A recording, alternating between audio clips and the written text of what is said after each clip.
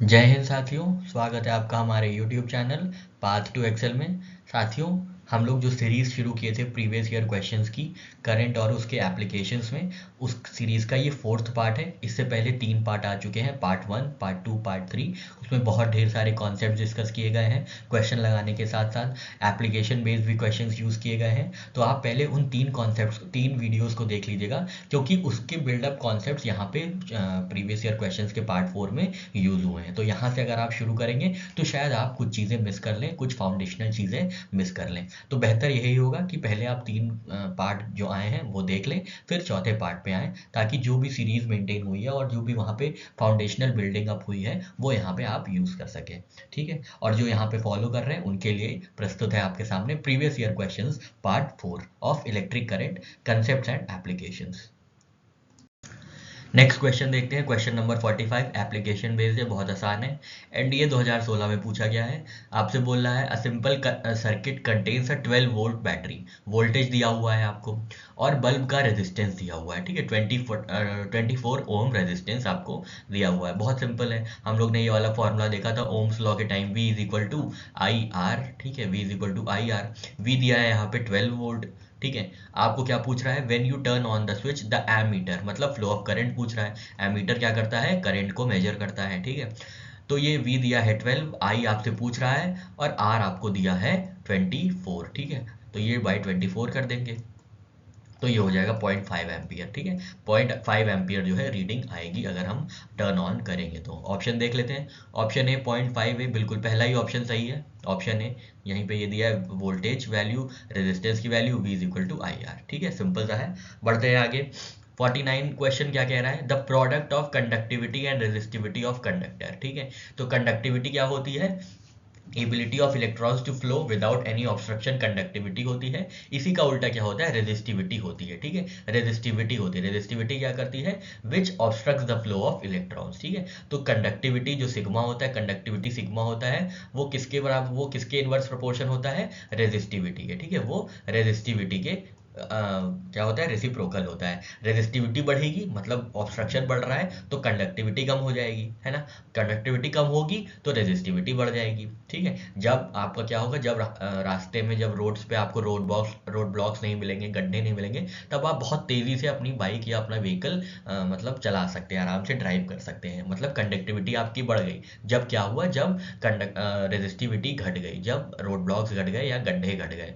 उसी, अगर इन्वर्सली बात करें, अगर गड्ढे बढ़ते जाते हैं तो आपकी कंडक्टिविटी कम हो जाती है, आप धीरे धीरे चलाते हैं क्योंकि ये ऑब्स्ट्रक्ट करते हैं। ठीक है, तो कंडक्टिविटी और रेजिस्टिविटी में क्या होता है, इनवर्स रिलेशन होता है। अब हम सिग्मा इंटू पी कर दें, अगर ये सिग्मा, अरे यार, ये sigma into P is equal to क्या हो जाएगा, 1 हो जाएगा। ठीक है, तो इनकी प्रोडक्टिविटी का जो सम होता है, मतलब प्रोडक्टिविटी की जो वैल्यू होती है कंडक्टिविटी इंटू रेजिस्टिविटी की, वो 1 होती है और सेम होती है। ठीक है, 1 होती है और सेम होती है। ठीक है, देख लेते हैं कहाँ पे लिखा हुआ है। ऑप्शन ए कह रहा है डिपेंड्स ऑन प्रेशर अप्लाइड, ना भाई। ऑप्शन बी कह रहा है डिपेंड्स ऑन करंट फ्लोइंग, नहीं नहीं। ऑप्शन सी कह रहा है सेम फॉर ऑल कंडक्टर्स, बिल्कुल सेम फॉर ऑल कंडक्टर्स। ठीक है, ये सेम होता है सारे कंडक्टर्स के लिए। Product of conductivity and resistivity जो होगा 1। ठीक है, अगर आपसे पूछ लिया जाए कि वैल्यू क्या होगी, तो वैल्यू 1 होगी इस वाले फॉर्मूले से। ठीक है, क्योंकि सिग्मा क्या है, सिग्मा है कंडक्टिविटी, पी क्या है, रेजिस्टिविटी। सिग्मा जो होता है is equal to 1 by P. अब हम पी को इधर ले जाएंगे, रेजिस्टिविटी को इधर ले जाएंगे, तो sigma into P is equal to 1 हो जाएगा, जो कि सेम होता है for all conductors. Next question देखते हैं। 51 बोल रहा है a fuse is use in an electric circuit. अभी हमने देखा था फ्यूज क्या करता है, फ्यूज शॉर्ट सर्किट के टाइम क्या करता है, डिस्कनेक्ट कर देता है। शॉर्ट सर्किट क्या होता है, जब बहुत ढेर सारी इलेक्ट्रिसिटी एक टाइम पे फ्लो करने लगती है तो फ्यूज क्या करता है, फ्यूज आता है। फ्यूज में जैसे ही ज़्यादा इलेक्ट्रिसिटी पास होती है, लो मेल्टिंग पॉइंट के कारण फ्यूज क्या करता है, इलेक्ट्रिसिटी को डिस्कनेक्ट कर देता है, ताकि हमारे अप्लायंसेस खराब ना हो, घर में आग ना लग जाए, ये सारी चीज़ें बचाता है, कोई भी डैमेज ना हो। तो फ्यूज के लिए हमने क्या देखा था, फ्यूज के लिए हमने देखा था एक तो इसको, इसकी कंडक्टिविटी होनी चाहिए, हाई कंडक्टिविटी होनी चाहिए और लो मेल्टिंग पॉइंट होना चाहिए। ठीक है, लो मेल्टिंग पॉइंट होना चाहिए। अब यहाँ पे देखते हैं क्या कह रहा है, a fuse is used in an electric circuit. Fuse क्यों यूज होता है, ताकि जो इलेक्ट्रिक फ्लो है, एक्सेस इलेक्ट्रिक फ्लो है, उस टाइम वो डिस्कनेक्ट कर दे फ्यूज और बिजली की जो सप्लाई है आगे वो रुक जाए। ठीक है, देख लेते हैं कहाँ पे है। स्टेटमेंट ए कह रहा है break the circuit when excessive current flows through the circuit, बिल्कुल ए ही ऑप्शन सही है। देख लेते हैं B, break the circuit when power gets off, ना भाई जब पावर अपने आप ही ऑफ हो गया तो सर्किट की जरूरत ही नहीं पड़ेगी। See, indicate if the current is flowing uninterrupted, नहीं नहीं ये गलत है। ऑप्शन डी क्या है, कंप्लीट द फ्लो, नहीं ये थोड़ा ना फ्यूज थोड़ा ना कंप्लीट करता है। ठीक है, तो ऑप्शन ए बिल्कुल सही है। ठीक है, ऑप्शन ए बिल्कुल सही है। बढ़ते हैं 53rd की ओर। एनडीए 2013 का क्वेश्चन है। यहाँ पूछ रहा है Ohm's law is related to which of the following. ठीक है, ओम्स लॉ क्या होता है, ओम्स लॉ होता है V is equal to I R. ठीक है, V is equal to I R, जिनका ये मतलब होता है कंजर्वेशन ऑफ एनर्जी। ठीक है, कंजर्वेशन ऑफ एनर्जी, बस ये याद रखिएगा, भूल ना जाइएगा, conservation of energy. Electric charge तो बिल्कुल ही मत कर दीजिएगा, सोचिएगा, सोच रहे होंगे कि इसमें वोल्टेज है, करंट है, रेजिस्टेंस है, तो ये इलेक्ट्रिक चार्ज हो जाएगा, नहीं। इनके अनुसार क्या होता है, ओम के नियम के अनुसार यदि ताप आदि भौतिक अवस्थाएं नियत रखी जाए तो किसी प्रतिरोध के सिरों के बीच उत्पन्न विभवांतर उसे प्रवाहित धारा के समानुपाती होता है। ये ओम्स लॉ है, और ओम्स लॉ जो है वो कंजर्वेशन ऑफ एनर्जी की तरह रूप देखा जाता है। ठीक है, कंजर्वेशन ऑफ एनर्जी की तरह देखा जाता है। ये 53rd हम लोग ने देख लिया। 54th पे आते हैं। अ current of 5.5 ampere is drawn, मतलब आई दिया हुआ है। ठीक है, आई दिया हुआ है, जैसे ही आपको ऐसी चीज मिले बस आप नोटेशंस नोट करते चलिए। ठीक है, 0.5 एम्पियर दिया हुआ है। ठीक है भैया, filament of an electric charge, electric bulb for 20 minute, time दिया हुआ है, तो इसमें फ्लो ऑफ इलेक्ट्रॉन्स पूछ रहा होगा, बिल्कुल वही वही हमने जो एकदम स्टार्टिंग में अपने लेक्चर में जब देखा था, Q is equal to I T. ठीक है, ये वाला फॉर्मूला लगा था, Q is equal to I T. हमने आपको दो फॉर्मूला बताए थे, Q is equal to N E and Q is equal to I T. I कितना है यहाँ पे, आई है यहाँ पे 0.5 एम्पियर। ठीक है, 0.5 एम्पियर, और मिनट्स कितना है, टाइम कितना है, 20 मिनट। 20 मिनट को अगर हम सेकेंड में कन्वर्ट करेंगे तो कितना होगा, 60 सेकेंड इंटू 60, तो 20 इंटू 60, 0.5 इंटू 20 इंटू 60। अगर हम ये हटाएंगे, यहाँ पे ये वाला डेसिमल हटाएंगे तो यहाँ से ये कट जाएगा, तो 5 दूनी 10, 10 इंटू 6, 10 इंटू 5 दूनी 10 हो गया, तो ये 600, 10 इंटू 60 600। ठीक है, 10 इंटू 60 600 कुलॉम्स आंसर आएगा। ठीक है, ऑप्शन ए कह रहा है 1 कुलॉम, गलत है। ऑप्शन बी 10 कुलॉम, गलत है। ऑप्शन सी 600 कुलॉम, बिल्कुल सॉरी ये सही है। ऑप्शन सी सही है, डी गलत है। ठीक है, देखा आपने, हमने आपको बताया था flow of electrons is equal to कैसे निकालते हैं, flow of electricity into time. ठीक है, कितने टाइम में करंट फ्लो हो रहा है, इससे हम फ्लो ऑफ इलेक्ट्रॉन्स निकाल सकते हैं। ठीक है, इलेक्ट्रिक चार्ज निकाल सकते हैं। ठीक है, नेक्स्ट क्वेश्चन है, आपसे पूछ रहा है a current I flows through a potential difference V in a electrical circuit containing a resistance R। तो वही ओम्स लॉ पूरा बता दिया है, V is equal to I R. The product of, एक सेकेंड, फिर क्या बोला है, the product of V and I that is V I may be understood as, V और I का प्रोडक्ट। ठीक है, V और I का प्रोडक्ट। ठीक है, V और I का प्रोडक्ट। अच्छा, इसमें वो वाला पावर वाला पूछ रहा है। पावर हमने एक और फॉर्मूला देखा था, P is equal to V I. ठीक है, P is equal to V I, ये एक फॉर्मूला हम लोग ने देखा था। हम लोग ने दो फॉर्मूला देखे थे, ये ओम्स लॉ वाला था और ये पावर जनरेटेड देखा था, P is equal to V I. तो P is equal to V I होता है, V I may be understood as power. ठीक है, देख लेते हैं कहाँ पे।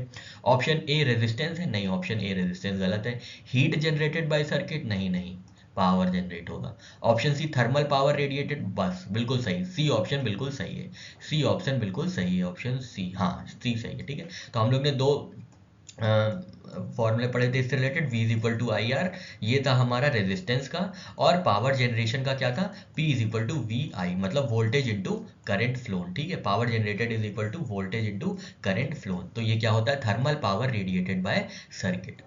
नेक्स्ट आते हैं, 56 बोल रहा है क्वेश्चन नंबर, एनडीए 2013 का है 56 क्वेश्चन। ओम्स लॉ डिफाइंस, ठीक है, ओम्स लॉ क्या डिफाइन करता है, तो ओम्स लॉ जो डिफाइन करता है वो रेजिस्टेंस को डिफाइन करता है। ठीक है, कि अगर V flow, V is equal to I R, ये ठीक है, ये है। ठीक है, कि V जो है डायरेक्टली प्रोपोर्शनल है I से। ठीक है, V ही डायरेक्टली प्रोपोर्शनल है, जितना वोल्टेज रहेगा उतना ही करंट फ्लो करेगा। ठीक है, उतना ही करंट फ्लो करेगा। और क्या बताया है, जो रेजिस्टेंस होगा वो किसके बराबर होगा, वो होगा V अपॉन आई के बराबर। ठीक है, V अपॉन आई के, वोल्टेज बटे करंट जो हो जाएगा वो रेजिस्टेंस हो जाएगा। तो ये साहब ने बताया था, ओम्स लॉ ने रेजिस्टेंस के बारे में बताया था। ठीक है, रेजिस्टेंस के बारे में इन्होंने बताया था। ठीक है,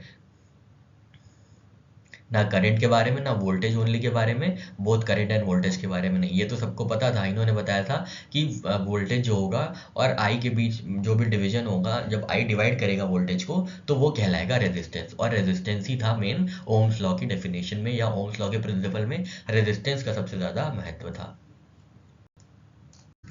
देख लेते हैं क्वेश्चन नंबर 58, एनडीए 2012 का क्वेश्चन है।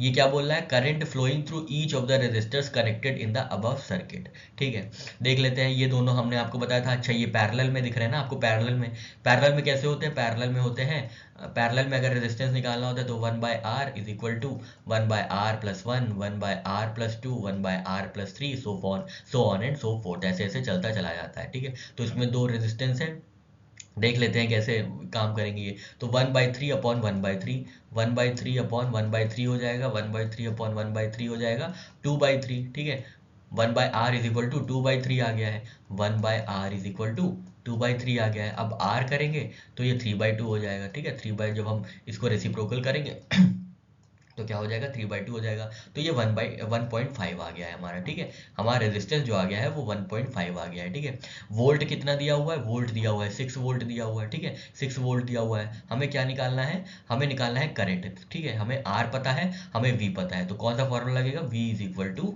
I R. ठीक है, V is equal to I R. V 6 है, आर कितना है, आर अभी हमने निकाला, आर है 1.5। ठीक है, 1.5। तो आई कितना हो गया, आई हो गया, इसको हम यहाँ से डेसिमल हटाएंगे तो यहाँ आएगा 1 0, 15 चौक 60। ठीक है, 4 एम्पियर जो है करंट फ्लो होगा, 4 एम्पियर है यहाँ पे। ए 2 एम्पियर गलत है, ऑप्शन बी 1 एम्पियर गलत है, ऑप्शन सी 9 एम्पियर गलत है, ऑप्शन डी हाँ 4 एम्पियर सही है। ठीक है, 4 एम्पियर सही है। ठीक है, समझ में आया। ये दोनों क्या है, ये दोनों क्या है, रेजिस्टेंस हम निकालेंगे इनका पैरेलल में। अगर ये दोनों सीरीज में होते तब इनका रेजिस्टेंस हो जाता 6 ओम। ठीक है, 6 ओम हो जाता, फिर क्या हो जाता, तो फिर जो करंट फ्लो होता वो 1 ओम होता, क्योंकि 6/6 हो जाता। ठीक है, 6/6 हो जाता तो 1 ओम आंसर इसका होता। पर यहाँ पे सीरीज पैरेलल में है कनेक्शन, तो क्या होगा, 1/3 + 1/3 इज इक्वल टू 2/3। अब 1/r की वैल्यू आ गई 2/3, तो r की वैल्यू रेसिप्रोकेट हो जाएगी, मतलब उल्टी हो जाएगी, तो 3/2। r की वैल्यू 3/2 है, मतलब 1.5 है। ये करंट, ये रेजिस्टेंस की वैल्यू आ गई। वोल्टेज दिया हुआ है यहाँ पे 6 वोल्ट। ठीक है, v is equal to I R वाला फॉर्मूला होता है, v की वैल्यू है 6 वोल्ट, r की वैल्यू है 1.5, i की वैल्यू हो गई v/r, तो 6/1.4 which is equal to 4 ampere. ठीक, नेक्स्ट क्वेश्चन पे आते हैं। क्वेश्चन नंबर 57 बोल रहा है एनडीए 2012 का, when an electrical safety fuse is rated as 16 ampere. जब किसी फ्यूज में 16 एम्पियर लिखा रहता है तो इसका मतलब क्या होता है, इसका मतलब यही होता है जहां से जैसे ही ये जो एम्पियर का करंट, जो करंट फ्लो है वो 16.1 हुआ, ठीक है, वैसे ही ये फ्यूज उड़ जाएगा और शॉर्ट सर्किट होने से बंद हो जाएगा। मतलब एक्सेस, जैसे ही 16 एम्पियर से ज़्यादा फ्लो हुआ करंट, वैसे ही फ्यूज उड़ जाएगा, फ्यूज काम में आ जाएगा और जो इलेक्ट्रिसिटी सप्लाई है वो डिस्कनेक्ट हो जाएगी। ठीक है, इसका ये मतलब होता है। देख लेते हैं, ऑप्शन ए कह रहा है will not work if current is less than 16 ampere, गलत है। हैज अ रेजिस्टेंस 16 ओम, ये तो गलत है, यहाँ पे तो कुछ नहीं है बात। Option C will work if temperature is more than 16 degree, नहीं भाई, इलेक्ट्रिक सप्लाई जब मोर देन 16 एम्पियर होगी। विल बी ब्लोन और break if current exceed 16 ampere, यही सबसे सही है, ऑप्शन डी। ठीक है, तो इसका मतलब क्या है, 16 एम्पियर के बाद जैसे ही बिजली बढ़ जाएगी, इलेक्ट्रिसिटी सप्लाई बढ़ जाएगी, वैसे ही ये इलेक्ट्रिसिटी सप्लाई को डिस्कनेक्ट कर देगा। ठीक है, तो फ्यूज 16 एम्पियर का हो सकता है, 60 एम्पियर का हो सकता है, 100 एम्पियर का हो सकता है। इसका क्या मतलब होगा, मतलब ये होगा जब 100 एम्पियर से ज़्यादा बिजली जाएगी तो क्या है, फ्यूज ब्रेक हो जाएगा और इलेक्ट्रिसिटी सप्लाई डिस्कनेक्ट हो जाएगी। नेक्स्ट क्वेश्चन है, क्वेश्चन नंबर 60 देखते हैं, एनडीए 2011 का क्वेश्चन है। आपसे बोल रहा है two copper wires A and B of length L and 2l respectively have the same area of cross section. ठीक है, the ratio of resistivity of wire A to the wire B. ठीक है, तो यहाँ पे तो 1 होना चाहिए क्योंकि दोनों ही कॉपर वायर है। जब दोनों का मटेरियल सेम है, दोनों का मैटर सेम है, तो रेजिस्टेंस सेम होगा, रेजिस्टिविटी सेम होगी, स्पेसिफिक रेजिस्टेंस सेम होगा। ये डिफर कब करते हैं, जब अलग अलग वायर होता है। अलग अलग वायर जब होता है, अलग अलग मटेरियल तब होता है, तब ये रेजिस्टिविटी डिफर करती है। ठीक है, जैसे कॉपर की जगह अगर वुड हो गया, एक कॉपर वायर था, एक माइका वायर था, ठीक है, एक ग्रेफाइट का वायर था, तो अलग अलग चीज़ें हो गई, अलग अलग रेजिस्टिविटी हो गई। पर अगर सेम ही कॉपर वायर है तो सेम ही रेजिस्टेंस रहेगा, ठीक है। तो रेजिस्टेंस बदलेगा नहीं, इनका रेजिस्टेंस 1/1 ही होगा, ठीक है। तो इसका आंसर 1 होगा। ऑप्शन ए 4 गलत है, ऑप्शन बी 2 गलत है, ऑप्शन सी 1 बिल्कुल सही है। सी आंसर है ना, हाँ आंसर सी सही है, क्योंकि मटेरियल ही सेम है तो रेजिस्टेंस भी सेम होगा और कंडक्टिविटी भी सेम होगी। फिर लेंथ और क्रॉस सेक्शन का कोई मतलब नहीं होता, ठीक है, फिर लेंथ और क्रॉस सेक्शन का मतलब नहीं होता है। फिर बढ़ते हैं 65 क्वेश्चन पे। A house served by 220 volt supply line is protected by a 9 ampere fuse, ठीक है। वोल्ट दिया हुआ है, एम्पियर दिया हुआ है, मतलब करंट दिया हुआ है, ठीक है। वी आई दिया हुआ है जो किसके बराबर होता है, पी के बराबर होता है, ठीक है। पी के बराबर होता है, पी मतलब वॉट के बराबर होता है। What is the maximum number of 60 what bulb that can be turn on in parallel, ठीक है।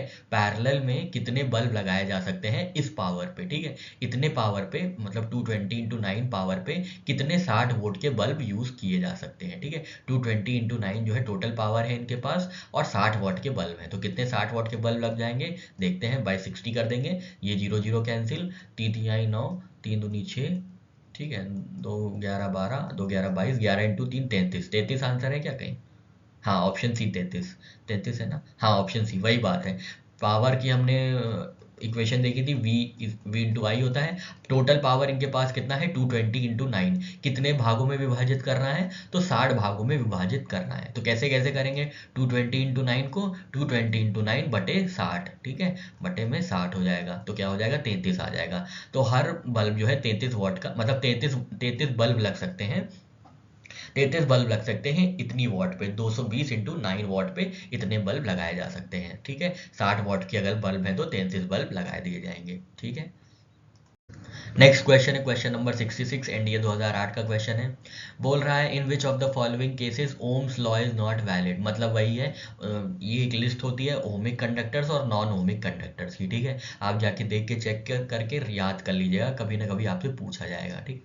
तो ये बोला है ओम्स लॉ किस में वैलिड नहीं है, तो ओम्स लॉ ऑप्शन ए में देखते हैं वैलिड है क्या, वायर बाउंड रेजिस्टर, रेजिस्टर में तो होता है ओम्स लॉ, जब रेजिस्टर है तो मतलब रेजिस्टेंस होगा, ओम्स लॉ का मतलब ही रेजिस्टेंस होता है। बी पोटेंशियोमीटर, पोटेंशियोमीटर में भी होता है। सी जंक्शन डायोड में नहीं होता, जर्मेनियम सिलिकॉन जंक्शन डायोड इनमें नहीं होता, एलईडी बल्ब ये सब में नहीं होता। इलेक्ट्रिक बल्ब में तो होगा ही, ये तो हम देखेंगे, इलेक्ट्रिक बल्ब में तो होगा ही, ठीक है। तो ऑप्शन सी सही आंसर होना चाहिए, ठीक है, ऑप्शन सी सही आंसर होना चाहिए, ऑप्शन सी जंक्शन डायोड, ठीक है। इसमें ज़्यादा कुछ समझाने वाला नहीं है, इसको बस आप याद कर लीजिएगा। क्वेश्चन नंबर 67 पे चलते हैं, एनडीए 2009 का क्वेश्चन है। Which of the following is resistance that must be placed parallel with 12 ohm resistance to obtain a combined resistance of 4 ohm, ठीक है, 4 ओम, ठीक है। तो यहाँ पे टोटल रेजिस्टेंस कितना दिया हुआ है, कंबाइंड रेजिस्टेंस ये पहले हम देख लेते हैं पैरेलल में कैसे इक्वेशन होता है, 1 R is equal to R plus R, सब फ्रैक्शन में होता है ना, plus R and so on and so forth. यहाँ पे टोटल R की वैल्यू दी है 1/4, ठीक है, 1/4 इज इक्वल टू 1/R हम उसको मान लेते हैं जिसका चाहिए, प्लस 1/12 ओम, ठीक है, 1/12 ओम, ठीक है। तो अगर इधर जाएगा ये इधर आएगा, 12 वाला इधर आएगा, तो क्या हो जाएगा 1/4 minus 1/12, 1/4 minus 1/12 is equal to 1/R, ठीक है। इसमें एलसीएम हो जाएगा 12, ठीक है, 12, तो 4 तिहाई 12 1, ठीक है। तो 4 या 12, 12 1 या 12, 3 माइनस 1 अपॉन 12, तो ये हो जाएगा 1/6, ठीक है, 1/6 हो जाएगा 1 अपॉन R, तो R की वैल्यू कितनी हो गई, 6 ओम हो गई, ठीक है, R की वैल्यू 6 ओम हो गई। ऑप्शन ए 2 ओम गलत है, ऑप्शन बी 4 ओम गलत है, ऑप्शन सी ये सही है, 6 ओम सही है, ठीक है। नेक्स्ट क्वेश्चन है क्वेश्चन नंबर 68। ये बोल रहा है rating of an electric lamp is 110 volt, एक लैंप है उसका जो रेटिंग है उसमें 110 वोल्टेज लिखा हुआ है, मतलब वो 110 वोल्ट पे यूज होगा।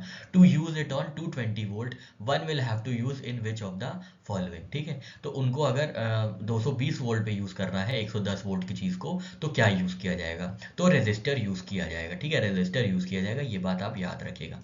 रेजिस्टर क्या करेगा, a resistor can be use to drop excess voltage, ठीक है, इनके पास जो एक्सेस वोल्टेज है 110 का, 220 वोल्ट पे 110 वोल्ट का एक्सेस वोल्टेज है, तो ये क्या करेगा रेजिस्टर, ये इनको रिड्यूस कर देगा, ठीक है। तो ये क्या होगा, ये 110 वोल्ट पे यूज होने लग जाएंगे, ठीक है। यहाँ पे जो एक्सप्लेनेशन दिया था वो बहुत ही खराब एक्सप्लेनेशन दिया था, इसलिए हमने अपना लगा दिया है, आप देख लीजिएगा, ठीक है। तो यहाँ पे रेजिस्टर यूज होगा, याद रखिएगा। बढ़ते हैं क्वेश्चन नंबर 70 पे, एनडीए 2008 के क्वेश्चन पे। ये बोल रहा है which one of the following is good conductor of electricity. तो गुड कंडक्टर ऑफ इलेक्ट्रिसिटी कौन कौन होते हैं? सिल्वर होता है, कॉपर होता है, आयरन होता है, एल्यूमिनियम होता है। देखते हैं यहाँ पे क्या दिया हुआ है। सबसे पहले बोल रहा है चपड़ा, शेलैक, नहीं ये गलत है, ठीक है। ऑप्शन सी ग्लास, कांच कहाँ होता है? ऑप्शन डी इबोनाइट, नहीं इबोनाइट भी नहीं होता। ऑप्शन बी ह्यूमन बॉडी, बिल्कुल सही बात है, ह्यूमन बॉडी में करंट अच्छे से पास होता है, ठीक है। तो करंट अच्छे से पास किस में होता है इनमें से ऑप्शंस में? ह्यूमन बॉडी में होता है। बढ़ते हैं 71 क्वेश्चन की ओर। सीएपीएफ 2021 का क्वेश्चन है। इसमें दिया हुआ है इलेक्ट्रिक करंट 1.5 एम्पियर दिया हुआ है। What is the amount of flow that passes through in 10 meter per second, ठीक है। 10 मिली सेकेंड दिया है क्या? ये कुछ सेकंड दिया है, ठीक है, कुछ सेकंड दिया है। तो हमें पता है क्यू का फॉर्मूला क्या होता है, Q is equal to I into T, ठीक है, आई इंटू टी। आई की वैल्यू क्या दी हुई है? आई की वैल्यू दी हुई है 1.5, ठीक है, 1.5, और ये 10 मिली सेकेंड दिया हुआ है, ठीक है, 10 मिली सेकेंड दिया हुआ है। तो 10 मिली सेकेंड का मतलब होता है 10 इंटू 10 टू द पावर -3 होता है, क्योंकि 1/1000 टाइम ऑफ वो 1 सेकेंड होता है, ठीक है, सेकेंड होता है। तो ये मिली सेकेंड में दिया हुआ है, तो 10/-3 हो गया। तो जब हम इसको कन्वर्ट करेंगे तो बहुत खतरनाक कुछ चीज़ आ जाएगी। 1.5 इंटू 1/1000 ये अगर हम कर दें 1000, और एक और जीरो यहाँ से हटाएंगे, मतलब डेसिमल हटाएंगे तो जीरो आ जाएगा। तो कितना हो जाएगा? 1 2 3, ठीक है, 1 2 3, 0.015, क्योंकि तीन के बाद डेसिमल आएगा ना, 1 2 3, 1 2 3, हाँ सही है। तो 0.015 कूलॉम, पहला आंसर ही सही है, ठीक है, पहला आंसर सही है। समझ में आया ना आपको? Q is equal to I T use हुआ है, यहाँ पे 10 मिली सेकेंड हुआ है, तो उसको सेकेंड में कन्वर्ट करना पड़ेगा, 10 इंटू 10 पावर -3। बढ़ते हैं क्वेश्चन नंबर 72 पे। इलेक्ट्रिक बल्ब है, कह रहा है 110 वोल्ट का जनरेटर है, वोल्टेज 110 दिया हुआ है, करंट 0.2 दिया हुआ है। क्या लगाएंगे? पावर पूछा है, पावर का फॉर्मूला क्या होता है? P is equal to V I. Voltage कितना है? 110, करंट कितना है? 0.2, तो 110 इंटू 0.2 कितना होता है? 22 वॉट। आंसर देखिए, ऐसे मुंह जबानी आप लगा लिए, 22 वॉट। CDS एग्जाम 2021 का क्वेश्चन है। नेक्स्ट क्वेश्चन है आपके सामने 73rd question. Current doesn't flow between two charge objects. हमने आपको बताया था करंट कब फ्लो होता है? जब इलेक्ट्रिक पोटेंशियल डिफरेंस अलग अलग होता है, ठीक है। जब इलेक्ट्रिक पोटेंशियल डिफरेंस अलग अलग होता है तब इलेक्ट्रॉन क्या करते हैं? एक जगह से दूसरी जगह पे जाते हैं। पर जब बराबर हो जाएंगे तब करंट नहीं फ्लो होगा। तो सेम इलेक्ट्रिक पोटेंशियल होना चाहिए। देख लेते हैं, यही पूछ रहा है कि current doesn't flow between two charge objects if they are on, ठीक है। करंट कब फ्लो नहीं होगा बिटवीन टू चार्ज ऑब्जेक्ट्स? जब वो कहाँ पे होंगे? तो ऑप्शन ए सेम मोमेंटम पे होंगे, ऑप्शन बी सेम कैपेसिटी पे होंगे, ऑप्शन सी सेम रेजिस्टेंस पे होंगे, या ऑप्शन डी सेम पोटेंशियल पे होंगे। तो सेम पोटेंशियल पे होंगे, ऑप्शन डी इसका सही आंसर होगा, ठीक है, ऑप्शन डी इसका सही आंसर होगा। क्वेश्चन 75 देखते हैं। छत्तीसगढ़ पीसीएस 2016 का क्वेश्चन है। ये कह रहा है if potential difference and current flowing through a wire is increases twice then electric power will be, ठीक है। तो सबसे पहले हमको पावर पूछ रहा है ना, पावर का फॉर्मूला क्या होता है? पावर का फॉर्मूला होता है V इंटू आई, ये हमें पता है, ठीक है। अब ये क्या कह रहे हैं? पोटेंशियल डिफरेंस भी बढ़ा दिया है और करंट भी बढ़ा दिया है, मतलब इसको क्या कर दिया गया है? 2V इंटू 2I कर दिया गया है ना, 2V इंटू 2I कर दिया गया है। क्या हो गया है टोटल? 4VI, ठीक है, 4VI, मतलब 4 टाइम्स करंट बढ़ गया है, ठीक है। अगर वोल्टेज और करंट दुगना कर दिया गया है तो पावर जो है वो चौगुना हो जाएगा, ठीक है, will increase 4 times. Option A will remain affected, गलत बात है। Option B will increases 4 times, बिल्कुल सही बात है। देखा यहाँ पे आपने कि P is equal to V I होता है। अब सेकेंड केस में क्या हो गई वैल्यू? 2V इंटू 2I, क्योंकि यहाँ पे देखिए लिखा हुआ है इंक्रीजेस ट्वाइस, ठीक है, इंक्रीजेस ट्वाइस, तो ये 4 टाइम्स बढ़ जाएगा पावर जनरेशन, ठीक है। छत्तीसगढ़ पीसीएस का क्वेश्चन था। बढ़ते हैं आगे। नेक्स्ट क्वेश्चन है, आपसे पूछ रहा है one bulb is connected to 220 volt generator, current is 0.5 है, पावर कितना है? 220 इंटू 0.5, ठीक है, 220 इंटू 5 तो 110 वॉट हो जाएगा, ठीक है। ये देखिए हम लोग अब ऐसे मुंह जबानी लगा रहे हैं क्योंकि हम लोग ने इतने क्वेश्चंस ऐसे सॉल्व कर लिए हैं, हम लोग आराम से ये कर सकते हैं। बढ़ते हैं क्वेश्चन नंबर 77 पे, बीपीएससी 95 का क्वेश्चन है। ये बोल रहा है आपसे bill of electricity expenditure is dependent upon, ठीक है। जो बिल है वो किस पे डिपेंडेंट करता है? आपके वोल्टेज पे, मतलब कम वोल्टेज आ रहा है तो आप कम बिल देंगे क्या? ऐसा है क्या? गलत है। ओम, ओम मतलब रेजिस्टेंस। अब ज़्यादा कम बिजली बह रही है, तेज बिजली बह रही है तो कम वो पैसा देंगे आप? नहीं, ऐसा भी नहीं है। ये भी गलत हो गया। एम्पियर, ठीक है, एम्पियर, एम्पियर का क्या है भैया, एम्पियर कुछ नहीं है, ठीक है, जो है यहाँ पे सिर्फ वॉट है, ठीक है, जितने वॉट आप यूज करेंगे उतना, ठीक है, और वॉट कैसे डिफाइंड होता है, flow of current into time, ठीक है। अब इसको किलोवाट में करने के लिए 1000 से डिवाइड किया जाता है, ठीक है, तो जो बिजली हम लोग करते हैं वो किलोवाट आवर में करते हैं, ठीक, किलोवाट आवर में मेजर करते हैं। और बिजली के लिए, बिजली के जो बिल आता है उसके लिए सिर्फ वाट की जरूरत होती है, ठीक है, ना वोल्टेज की, क्योंकि वोल्टेज कम हो या ज़्यादा हो पैसा तो आपसे लेगा ही बिजली विभाग, तो ठीक है, उन्होंने अपनी बिजली भेजी है, ठीक है, तो ये गलत हो गया। रेजिस्टेंस का कोई मतलब नहीं होता, एम्पियर का भी कोई मतलब नहीं होता, ठीक है। तो यहाँ पे ऑप्शन देख लेते हैं, ऑप्शन ए ओनली 1, हाँ यही सही लग रहा है। ऑप्शन बी 1 एंड 2, नहीं भाई 2 तो गलत है। ऑप्शन बी 2 एंड 3, नहीं भाई 2 भी गलत है, 3 भी गलत है। Option B D 1 and 4, 4 ampere, नहीं एम्पियर का कोई मतलब नहीं होता, ठीक है, तो ओनली 1 बिल्कुल सही बात है, ठीक है। बिजली की खपत बिल वॉट द्वारा मापा जाता है, ठीक है, जितना खपत कितनी हुई है ये वॉट द्वारा मेजर किया जाता है, ठीक है। क्वेश्चन नंबर 78 देखते हैं, एमपीपीसीएस 2009 का क्वेश्चन है। इलेक्ट्रिसिटी करंट प्रोवाइड्स, ठीक है, क्यू, क्यू का क्या फॉर्मूला होता है, तो यहाँ पे आई और टी होता है, ठीक है, flow of current into time, जितने टाइम में फ्लो करंट हो रहा है, करंट फ्लो हो रहा है उतना होगा इलेक्ट्रिसिटी, ठीक है। तो ये क्या पे यहाँ पे क्या पूछ रहा है, इलेक्ट्रिसिटी करंट, करंट पूछ रहा है मतलब आई पूछ रहा है ना, तो आई इज इक्वल टू क्या हो जाएगा, आई इज इक्वल टू हो जाएगा क्यू बाई टी, ठीक है, Q by T, charge by time, charge by time, ठीक है, चार्ज इंटू टाइम गलत है, टाइम बाय चार्ज गलत है, चार्ज बाय टाइम बिल्कुल सी सही है, ठीक है, सी सही है, बहुत इजी क्वेश्चन है सी, ठीक है। नेक्स्ट क्वेश्चन देखते हैं, यूपीआरओ एआरओ मेंस 2013 का क्वेश्चन है। आपसे बोल रहा है, असर्शन रीजनिंग दिया हुआ है, असर्शन कह रहा है आपसे, copper rods are given preference over iron rods to manufacture lighting conductors, ठीक है, कॉपर रॉड्स को प्रेफरेंस दिया जाता है लाइटिंग कंडक्टर्स को बनाने के लिए, बिल्कुल सही बात है, ओवर आयरन रॉड्स, ठीक है, क्यों, क्योंकि कॉपर सबसे ज्यादा रेजिस्ट कंडक्टेंस क्रिएट करता है, ठीक है, कॉपर से ज्यादा कंडक्टिविटी किसकी होती है, सिल्वर की होती है, ठीक है, बस सिल्वर की ज्यादा होती है, सेकंड नंबर पे कॉपर है, तो जो सबसे ज्यादा इलेक्ट्रिक कंडक्ट करेगा उन्हीं को तो दी जाएगी, उन्हीं को तो प्रेफरेंस दी जाएगी, तो ये कॉपर बिल्कुल सही बात है, ठीक है। तो हमने यहाँ पे फैराडे केज इफेक्ट देखा था, हमने आपको बताया था कि जब कोई हॉलो शेल होता है तो सिर्फ करंट कहाँ फ्लो करते हैं, तो सिर्फ सरफेस पे फ्लो करते हैं। शायद हम लोग ने ये अपने पिछला वीडियो था जो प्रीवियस ईयर क्वेश्चंस का, उसमें ये डिस्कस किया था। उसके साथ हमने आपको लाइटिंग कंडक्टर्स की चीज़ें बताई थी कि लाइटिंग कंडक्टर्स का नेचर कैसा होना चाहिए, कहाँ पे फिट होना चाहिए, कैसे वो सारे के सारे इलेक्ट्रॉन्स को फ्लो कर देता है, तो वो सारी चीज़ें हमने पुराने अपने पिछले वीडियो में डिस्कस की थी, यहाँ डिस्कस नहीं करेंगे, नहीं तो वीडियो बहुत लंबा हो जाएगा, ठीक है। तो यहाँ पर सिर्फ ये याद रखिए, कॉपर क्योंकि अच्छा कंडक्टर है इसलिए आयरन के ऊपर प्रेफर किया जाता है, ठीक है।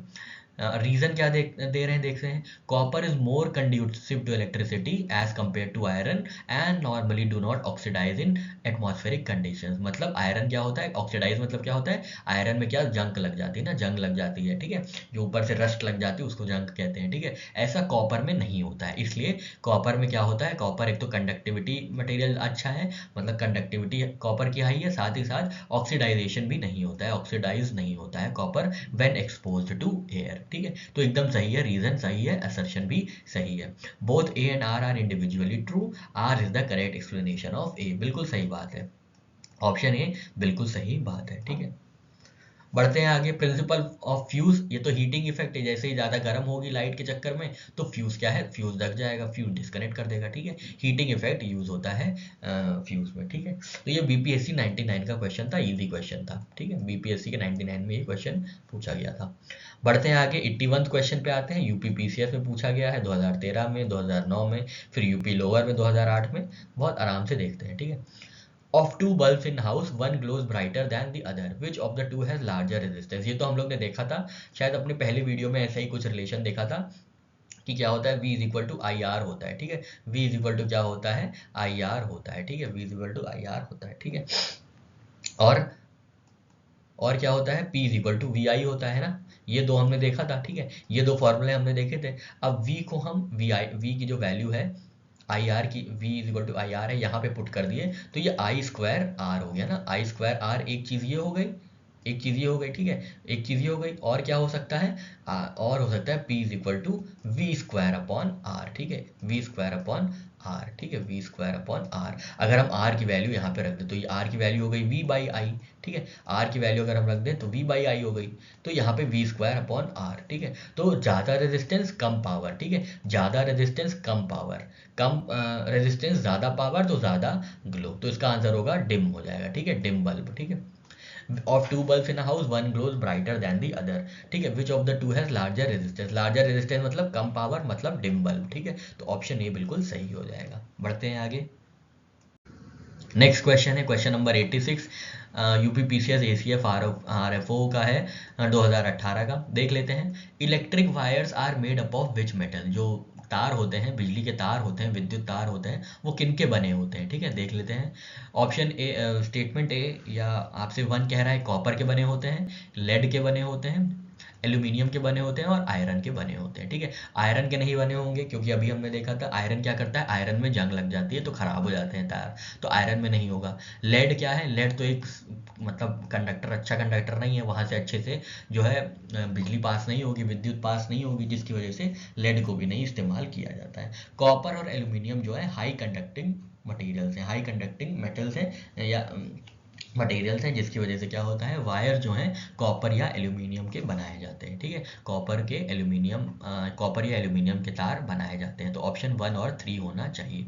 1 एंड 4 गलत है, 3 एंड 4 गलत है, 1 एंड 3 हाँ, ऑप्शन सी सही है, ठीक है, ऑप्शन सी सही है।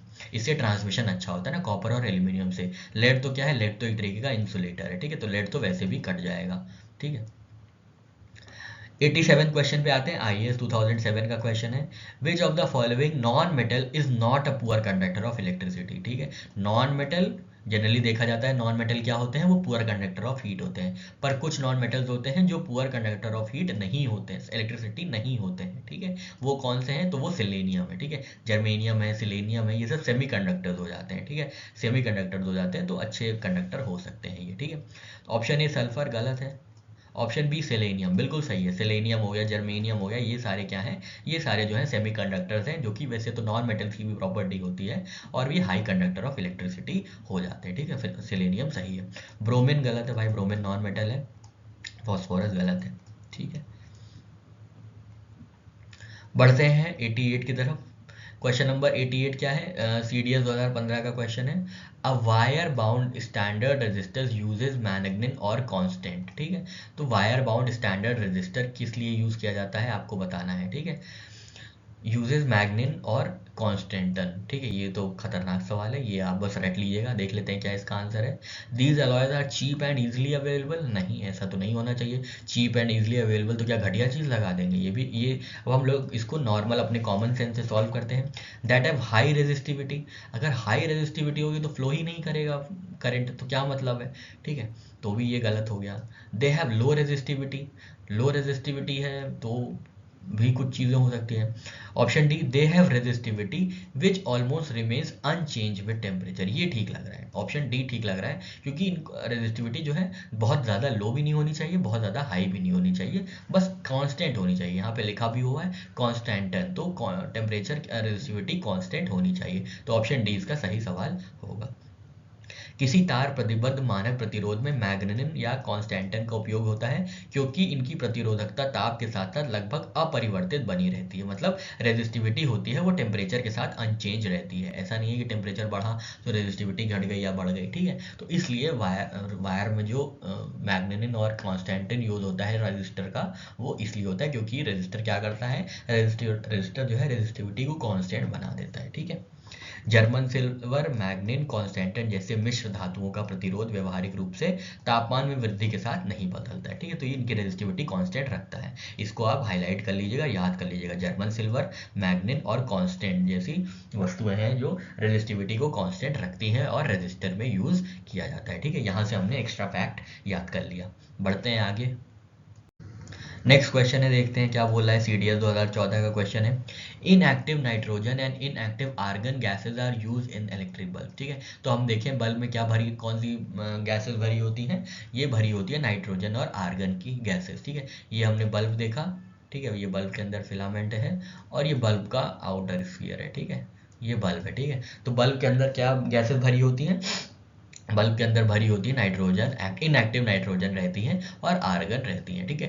एक्टिव रहेंगी तो क्या होगा, या और कोई ऐसी गैस रहेगी तो जो फिलामेंट है क्या करेगा, ये यहाँ बहुत गर्म हो जाता है ना फिलामेंट, जब इलेक्ट्रिसिटी यहाँ से पास होती है तो फिलामेंट पे चली जाती है, तो फिलामेंट टंगस्टन का बना होता है, टंगस्टन बहुत गर्म हो जाता है, ठीक है। तो गर्माहट से क्या होता है, हीट से क्या होता है, रिएक्शन हो सकता है, ठीक है। हीट से अंदर रिएक्शन हो सकता है, ठीक है। इससे क्या होगा, फिलामेंट जल्दी खराब हो जाता है, क्योंकि फिलामेंट बहुत सेंसिटिव होता है, फिलामेंट बहुत पतला होता है। हम लोग ने ये फर्स्ट या सेकंड, जब हम लोग प्रीवियस ईयर क्वेश्चंस का अपना वीडियो देख रहे थे, फर्स्ट या सेकंड वीडियो में था, हमने आपको बताया था कि फिलामेंट बल्ब्स की लाइफ क्यों कम होती है, ठीक है। तो लाइफ इसीलिए कम होती है क्योंकि बहुत थिन मटेरियल होता है, और क्या होता है, जिसकी वजह से क्या होता है, ज़रा सा भी डिस्टर्बेंस जो होता है तो बल्ब खराब हो जाता है। तो ज़रा सा भी डिस्टर्बेंस ना हो इसलिए इनएक्टिव नाइट्रोजन और आर्गन गैसेस भरी जाती हैं, ठीक है। इसलिए आर्गन गैसेस जो है इनएक्टिव रहती हैं, ठीक है।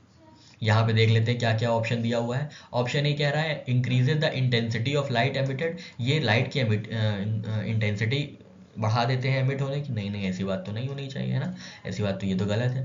Option B increases the light of filament, ये सही बात लग रही है। ऑप्शन सी कह रहा है make the emitted light coloured, नहीं, बल्ब में तो पीले बल्ब में जैसे पीला ही दिखती है, ठीक है, कलर्ड कहाँ लाइट होती है, ठीक है। Make the production of bulb economical, ना भाई इससे कोई मतलब नहीं, नाइट्रोजन आर्गन तो जबकि वो है इनर्ट गैस है, ठीक है। तो ऑप्शन बी हमारे हिसाब से सही होना चाहिए, हाँ ऑप्शन बी सही है। विद्युत बल्बों में सामान्यतः निष्क्रिय नाइट्रोजन और आर्गन गैसेस का प्रयोग इसलिए होता है क्योंकि इसमें तंतु का जीवन, तंतु मतलब फिलामेंट का जीवन बढ़ जाता है, फिलामेंट की जो लाइफ है वो बढ़ जाती है।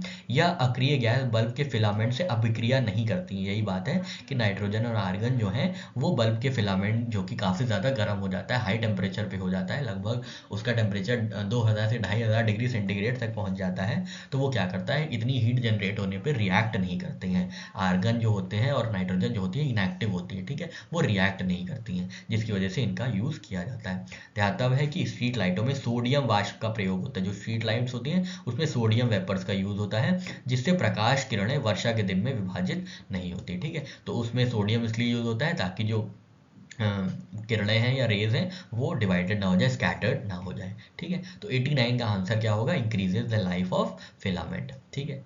नेक्स्ट क्वेश्चन 90 देखते हैं, CDS 2014 का क्वेश्चन है, आपसे पूछ रहा है tungsten is use for the construction of filament in electric bulb because, tungsten क्यों यूज होता है, तो हमने देखा था हाई मेल्टिंग पॉइंट होता है, ठीक है, हाईएस्ट मेल्टिंग पॉइंट होता है टंगस्टन का इन मेटल्स, ठीक है, हाईएस्ट मेल्टिंग पॉइंट होता है। हाईएस्ट मेल्टिंग पॉइंट क्यों होता है, क्योंकि जब हाईएस्ट मेल्टिंग पॉइंट वाला क्यों यूज़ करते हैं, क्योंकि गर्म बहुत, हीट बहुत जनरेट हो जाती है, ठीक है, हीट बहुत सप्लाई की जाती है, जिससे क्या होता है अगर लो मेल्टिंग पॉइंट पर रहेगा तो बहुत ही जल्दी ये क्या हो जाएगा, पिघल जाएगा, ठीक है। तो इससे क्या होगा, बल्ब खराब हो जाएगा। तो हाईएस्ट मेल्टिंग पॉइंट होना चाहिए टंगस्टन का हाईएस्ट मेल्टिंग पॉइंट होता है। टंगस्टन कहाँ से मिलता है, टंगस्टन राजस्थान में डगेना माइन से वहां से मिलता है, ठीक है, डगेना माइन से राजस्थान में वहां से मिलता है।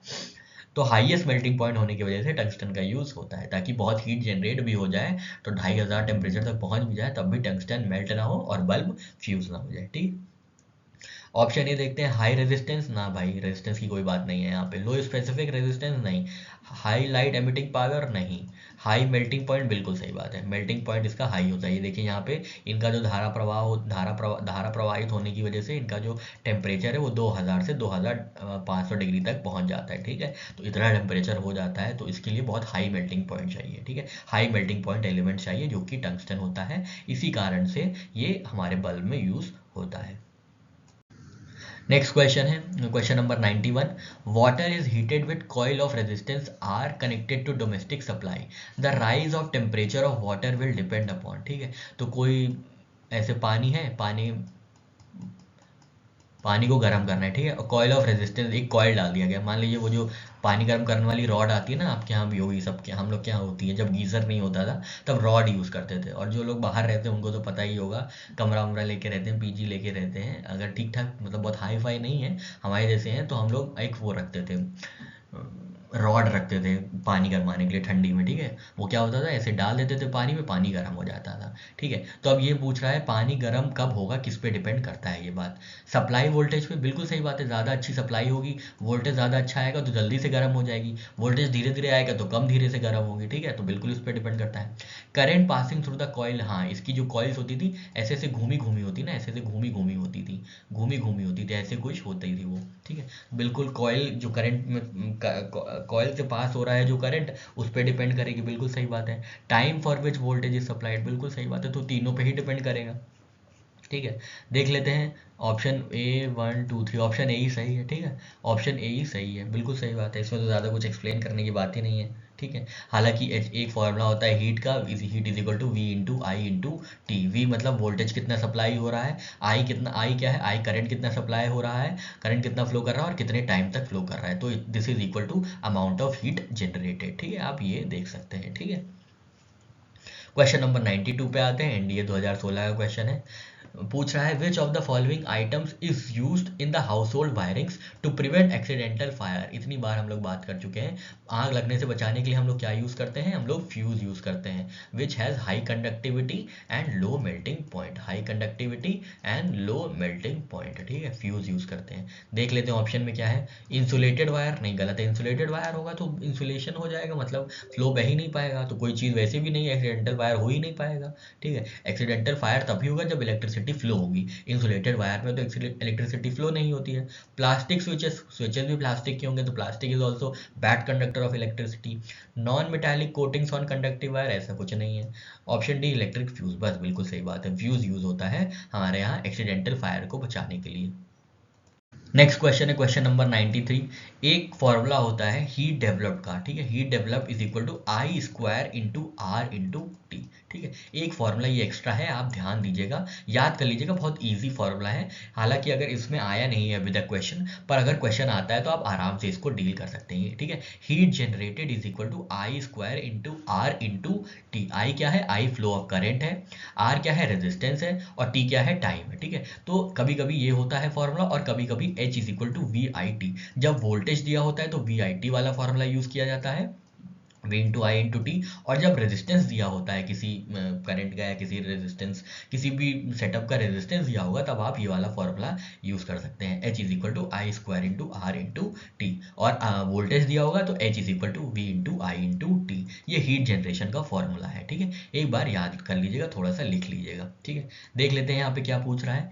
Electric iron of resistance, resistance दिया है 20 ohm, takes a current of 5 ampere, current दिया है, आई दिया है, आर दिया है, हीट डेवलप्ड आपसे पूछा है, टाइम दिया है 30 सेकेंड। ठीक है, तो वही हमने आपको बताया था, H is equal to I square into R into T, I square into R into T. I कितना दिया हुआ है, आई दिया हुआ है 5 एम्पियर, 5 का स्क्वायर 25 एम्पियर। ठीक है, रेजिस्टेंस कितना दिया है, रेजिस्टेंस दिया है 20 एम्पियर, तो 20 ओम। ठीक है, टाइम कितना दिया है, टाइम दिया है 30 सेकेंड्स। ठीक है, टाइम दिया है यहाँ पे 30 सेकेंड्स। ठीक है, तो 25 इंटू 20 कितना हो गया, 25 दूनी 50, तो ये 500 हो गया, 500 इंटू 30 कितना हो गया, तो 15,000 हो गया। ठीक है, 15,000 जूल हो गया। ठीक है, 15,000 जूल हो गया। ठीक है, लेकिन आंसर किलो जूल में निकालना है तो क्या करेंगे, डिवाइड कर देंगे इसको 1000 से। ठीक है, 1000 से, तो ये 3 जीरो, ये 3 जीरो कैंसिल, तो हमारे पास क्या बचा, 15 किलो जूल आंसर बचा। ठीक है, 15 kilo joule is the right answer. 15 kilo joule है क्या, 5 किलो जूल गलत है, 10 किलो जूल गलत है, 15 किलो जूल बिल्कुल सही है। ठीक है, 15 किलो जूल बिल्कुल सही है,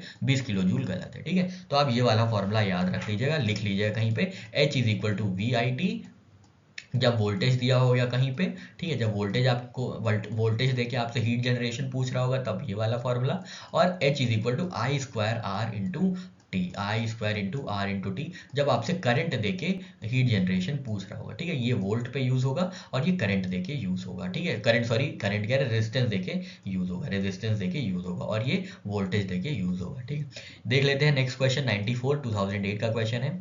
if current flowing is through 10 ohm resistor. ठीक है, 10 ओम मतलब रेजिस्टेंस दे दिया है अब यहाँ पे। ठीक है, रेजिस्टेंस दिया है यहाँ पे। ठीक है, रेजिस्टेंस दिया है, which of the following cases maximum heat will be generated, ठीक है, मैक्सिमम हीट किस में जनरेट होगी, कितने समय में जनरेट होगी, ठीक है। तो आप हर एक केस लगा लगा के देखेंगे, इसमें बहुत टाइम चला जाएगा। 5 मिनट लगा के देखेंगे, पाँच पहले करंट लेंगे 5 एम्पियर इन 2 मिनट, फिर 4 एम्पियर इन 3 मिनट, फिर 3 एम्पियर इन 6 मिनट, फिर 2 मिनट 2 एम्पियर इन 12 मिनट, ठीक है। तो चारों केसेस आप जब लगा के देखेंगे तब आपका आंसर आएगा सी, ठीक है। इसमें कितना, इसमें लगभग 32,400 जूल, यहाँ पे देखिए लिखा हुआ है 32,400 जूल जो है यूज़ किया जाएगा, ठीक है।